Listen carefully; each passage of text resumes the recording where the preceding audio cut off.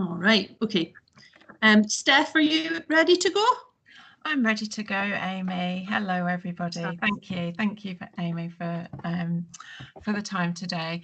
My name's Steph Mackenzie, and apologies for not being able to be on video today. My camera doesn't appear to be working for this session, so sorry about that. But I'm a health improvement specialist in mental health, and I work as part of the public health team. And I've got a presentation for you today about mental health and some of the different ways that you can improve your mental well-being. Amy, are you able to share my presentation? I am sharing it right now. Okay. So your first slide is up.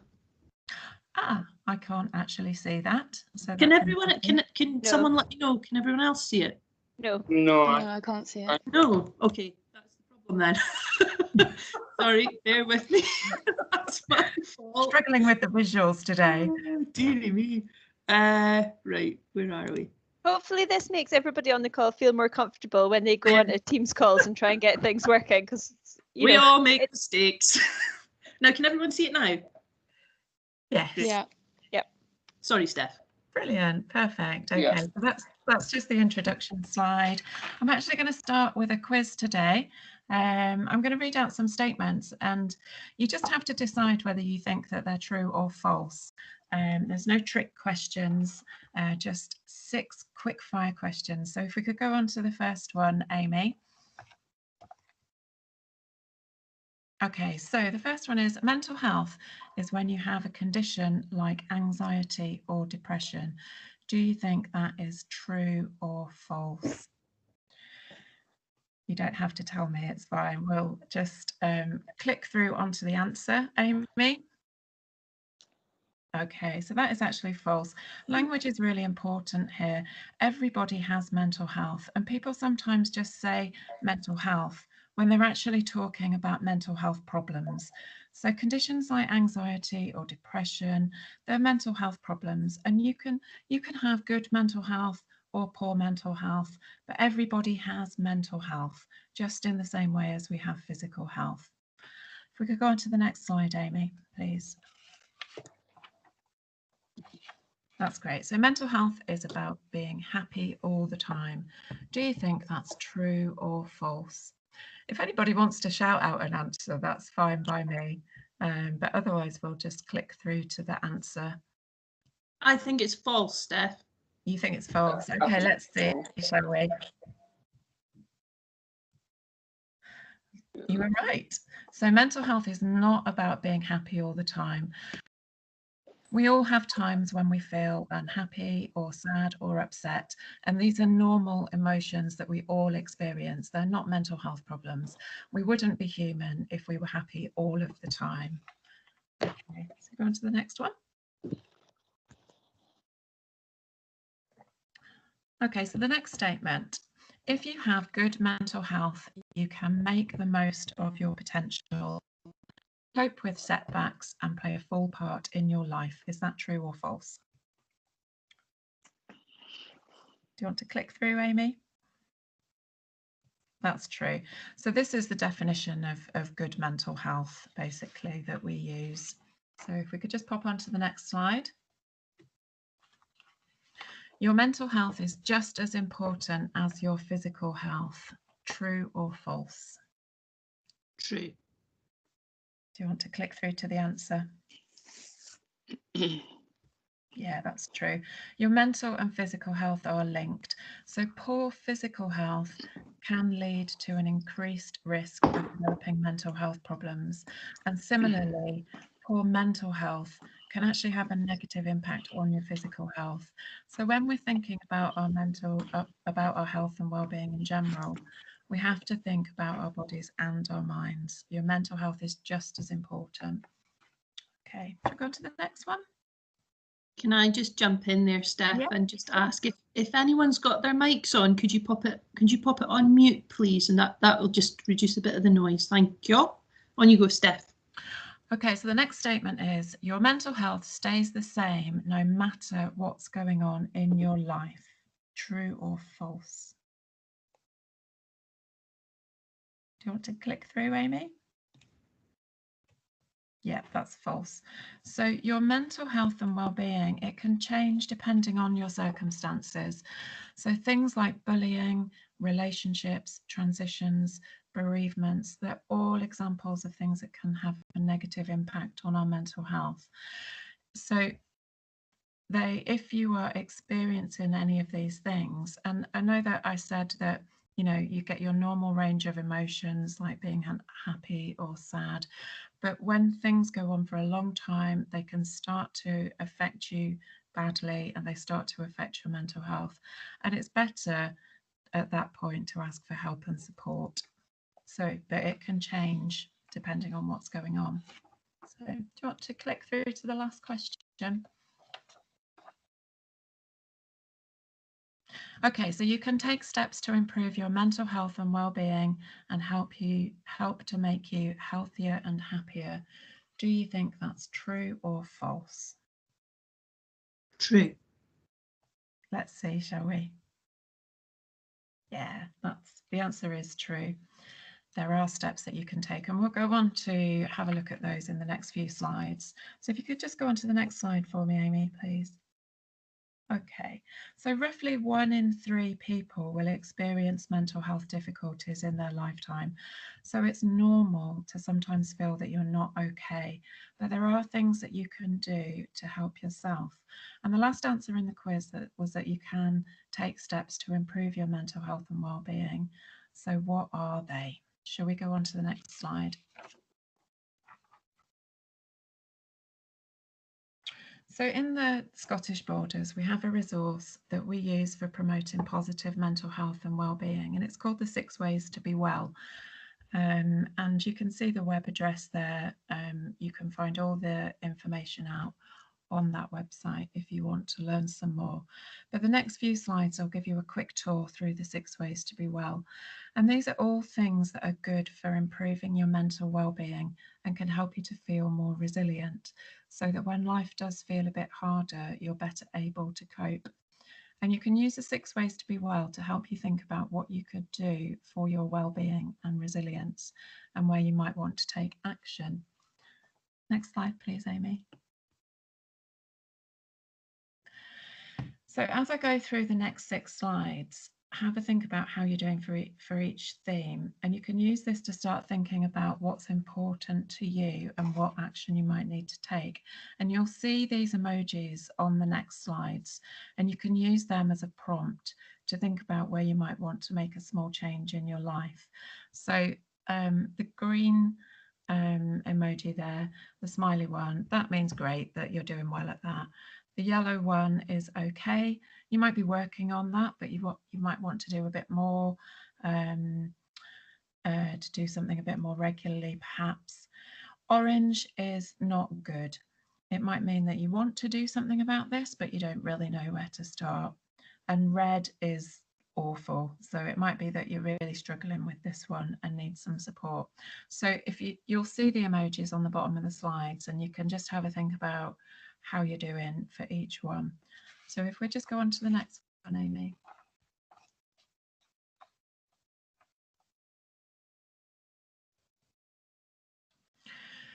Okay, so the first theme in the 6 Ways to Be Well is called Be Aware. And this is about paying more attention to the present moment and noticing how your thoughts, surroundings, and other people can make you feel. This is called being mindful, and these are all things that can make a difference to your mental health and well-being. And being mindful can really help you to de-stress. Yeah, you don't have to wait for signs that you need to look after your mental health. You can build activities like mindfulness into your routine to maintain your well-being. And that you can do mindfulness in lots of different ways, and you can do breathing exercises. I use a 3-minute mindfulness exercise just to check in with myself, check in with my surroundings, and check in with how I'm feeling, and doing a breathing exercise as I do that. So there's some really simple things that you can do, and you can do that anywhere. You don't have to sit down or be in a special chair or anything. You can do that when you're walking along or anytime, or when you're sitting in a classroom. So it's just, it's a really good thing to do for your mental health, and it might be one where you want to learn a little bit more about it and pay a bit more attention to what has an impact on you. So the flags are there at the bottom, so you can have a think about how you're doing for this one. Is this one that you're doing okay with, or is it one that you might want to learn a bit more about and take a bit of action? Do you want to move on to the next slide, please, Amy? Okay, so the second one is about being kind, and being kind to others can make you feel good. Small acts of kindness can make a big difference to the people around you. If other people are kind to you, don't feel guilty about receiving their support, because it's good for them too. So many people, when people, if people try and help out, they say, oh, no, it's okay, I can do it by myself, I don't need any help. But actually, it's really good for you to accept kindness from others, because it is good for them too. And lastly there, you must also remember to be kind to yourself. That's a really important one. And if we have more emphasis on kindness, about giving to and receiving from others, that can all help to build a supportive network. So it's a really important, it's a really simple thing, but really, really important to mental health. So the flags are there again at the bottom. So have a think about how you're doing with this one. Is this something that you're doing really well at, or are there small changes that you could make? Do you want to move on to the next slide, Amy?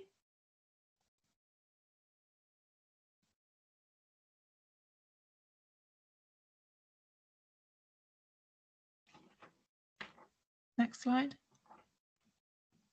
Sorry, Steph, I have moved it on. Oh, have you? Yeah. It still looks like it's on Be Kind to me.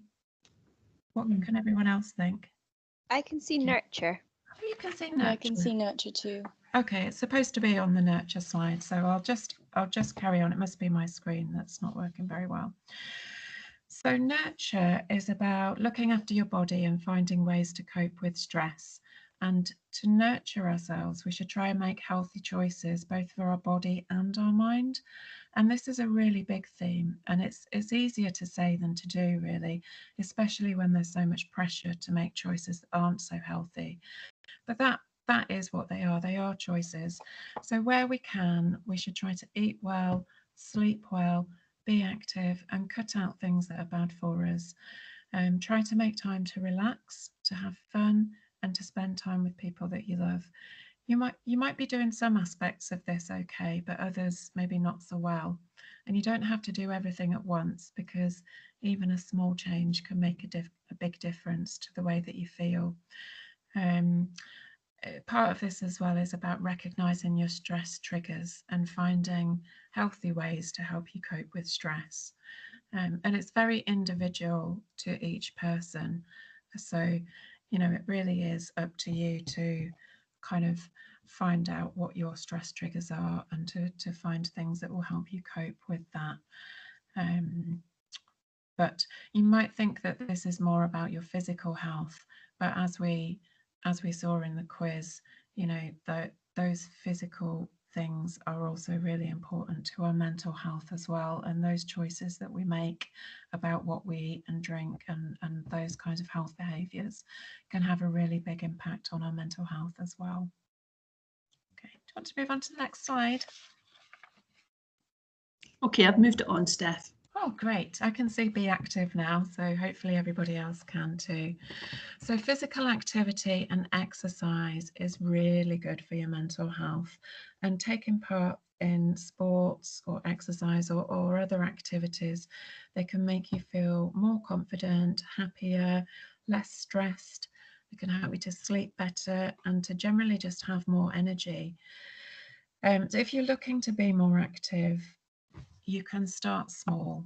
I wouldn't encourage you just to you know, go from doing nothing to, you know, aiming to run a half marathon or something. You know, start small. Something is better than nothing, but your aim should be to sit less and to move more, and to try and do something every day, even if it's, you know, just a 20-minute walk or something. So it's important to do that within your levels of physical mobility, and everybody is different. So if you are new to exercise and you think you do need some support, we do have a wellbeing service that can help you become more active and do that in a supportive way. So but I really would encourage people to think about the mental health benefits of being active, and to try and make that part of your everyday life. Okay, next slide, Amy.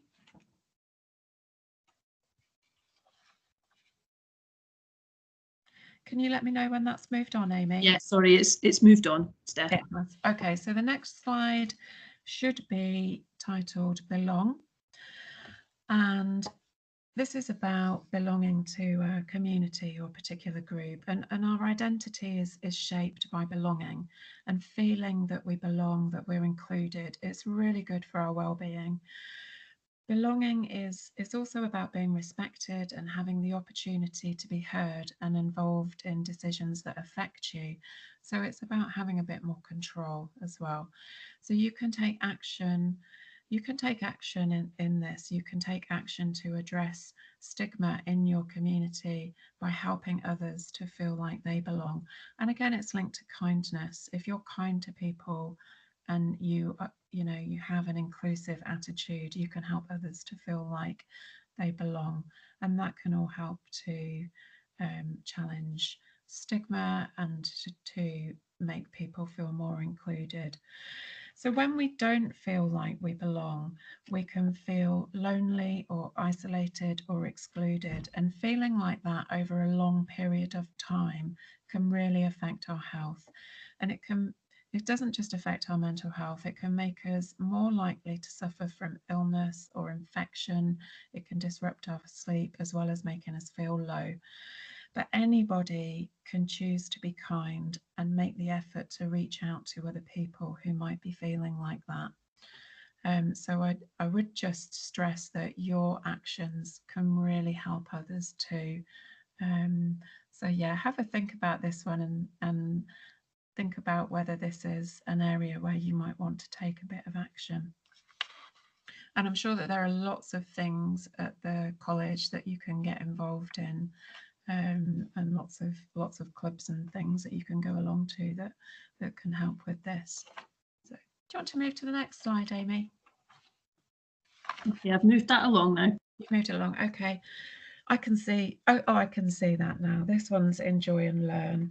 And doing things that you enjoy and that interest you can help you to have greater well-being. So have a think about what you enjoy doing, whether you've got any hobbies. It's really important to have hobbies. It could be something creative or something musical or something outdoors. But only you can decide what you enjoy doing. And you can, if you're not sure what you like, then just try different things until you find something. But yeah, learning new things can help you to feel more satisfied and more fulfilled. And that ongoing learning, as it's not just about formal learning, about being at school or college. It's about that informal learning as well, and keeping that going whatever age you are. It helps you to keep your mind active, and it can really just to help you feel fulfilled. So really important, and make sure that it's fun as well, because I think that's a really important part of feeling good, isn't it? Okay, next slide, Amy. Okay, I've moved that along.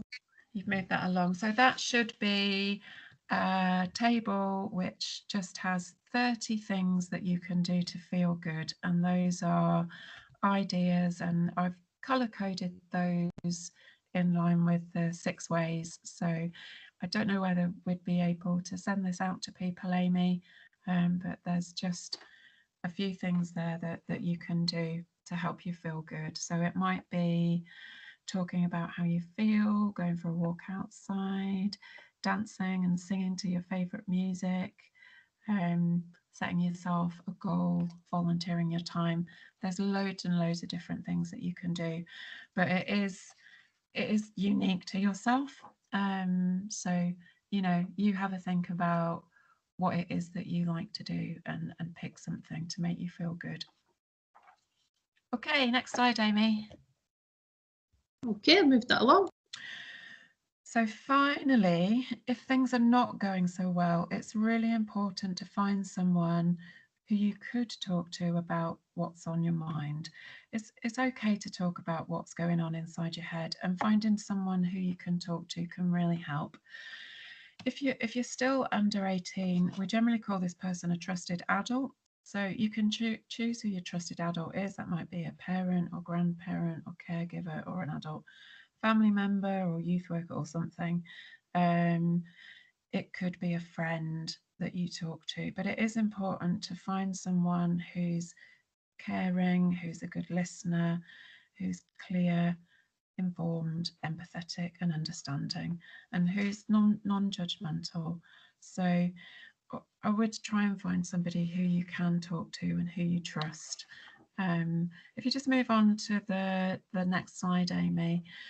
If you don't have anyone around you who you can talk to, or you do think that you want some help and support that's a bit more formal from somebody else, then there's lots of help and support out there. If you're under 18, you can call the Childline number.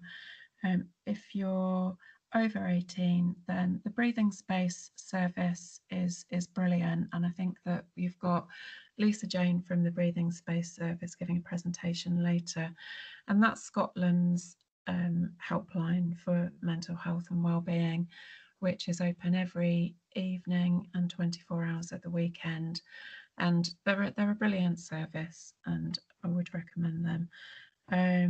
You've also got the mental health hub as part of NHS 24.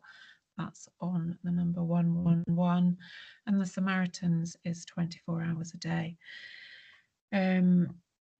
So if you want some further information, I've just put a couple of links to websites there. We've been putting information on the Young Scot website about services in the borders, and there's also a link there to the NHS Borders website and the Wellbeing Point on that, where you can find information about the 6 ways to be well and lots of other things as well. Lots of information about services and self-help guides, and yeah, just lots of information. So that's the end of the presentation. If anybody's got any questions they want to ask me, then please do. But otherwise, thank you very much for coming along. It's been a pleasure to speak to you. So thanks very much. Thank you very much, Steph. Just before we see if anyone's got any questions, just on the help and support front, for anyone studying at the college, there's lots of support available at the college as well. So if you're not sure entirely where to go, you can come and speak to us in the Students' Association, of course. We have our student advice team and a mental health counsellor as well working with us, and you will all have an achievement coach as well. So if you've not met your achievement coach yet, you will do through your induction. So I think the message there is that there is lots and lots of support out there for anyone who might need it. And as Steph said, just go to someone that you trust, and whoever that is, and they'll be able to find you the support that you need. So has anyone got any questions for Steph? That was a brilliant presentation, Steph. Thank you very much. I was thinking about belong, the theme of belong, and how important that is for the Students' Association to get right for our students, particularly because we're all working away from the college at the moment and we're not sure when we'll get back, to make sure that we're giving all of you students chances to meet each other. So I would say that if you've got any ideas on how we can create a better sense of belonging at the college and a better sense of community, then do get in touch and let us know, because that's what we're all about. Steph, what have you found has been the most helpful for you in terms of keeping well during lockdown? So what I have done, Amy, is I've carried on with my Zoom choir. We couldn't do it in person, but I'm part of the health and social care choir, and singing for me, and singing and music are the #1 things to help me keep well. Amazing. I can relate to that. Definitely. Well, thank you very much. Thank you, Steph. That was so good. That was really, really useful. Some really good tips about keeping mentally well there. Thanks very much. Thanks for letting me come along. No problem. It was our pleasure. Absolutely. So coming up now, actually, right now, we're going into a session with the student advice team. So if you do want to hear a bit more about help at the college, tune into that session, which is starting right now. Thank you very much, guys. I'm going to sign off. Steph, thank you. Oh, she's gone. Bye, everybody. Bye. Bye. Bye.